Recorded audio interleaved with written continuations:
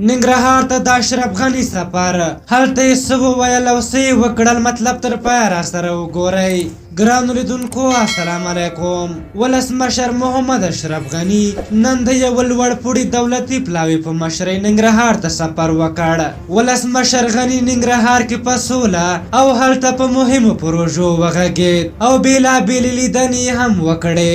هغه د طالبانو د شرطونو او بندیانو په اړه وویل چې طالبان د زندانیانو د خوشي کولو لپاره شرطونه نږدي او که چېرې هغوی شرطونه ږدي دوی هم لري. ولسمشر ویلي کله چې مذاکراتو ته کښېنئ روغه کوئ، یوه خوا هر شی نه غواړي.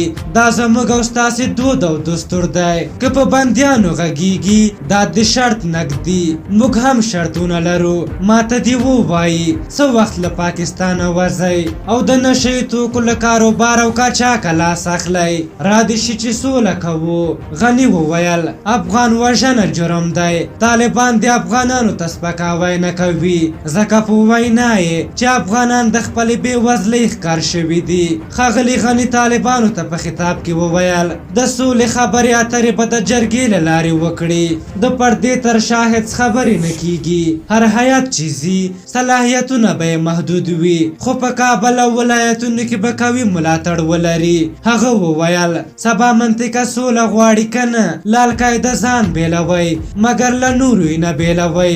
اصلي خبره دا ده چې له خارجیانو سره یې منئ چې سوله کوئ، نو د جهاد معنا څه شوه؟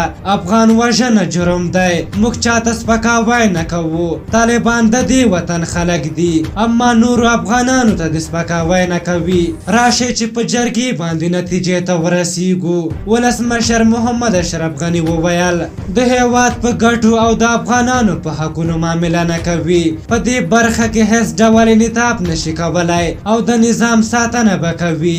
دغه راز ولسمشر د خپل پرمختیایي پلانونو په اړه د خبرو په دوام کې د ننګرهار په ګمبیري دښته کې د هوایي ډګر جوړېدلو تازه ژمنې ترڅنګ ننګرهار او کونړ ته د وارداتي برېښنا لېږدول، په دغو دواړو ولایتونو کې د استنادي دیوالونو او بندونو جوړول او پر کانال پانګونه هغه څه یاد کړل چې د نوي حکومت په لومړیتوبونو کې دي. په هر حال تاسو د جمهور رئیس غني د دغه خبرو سفر په اړه څه نظر لرئ؟ خپل نظرونه هم راته په کومنټ کې ولیکئ. که زموږ ویډیو مو خوښه شوې وي ضروري لایک کړئ. تر بلې ویډیو مو په لویو بخښونکي خدای سپارم. د الله په امان.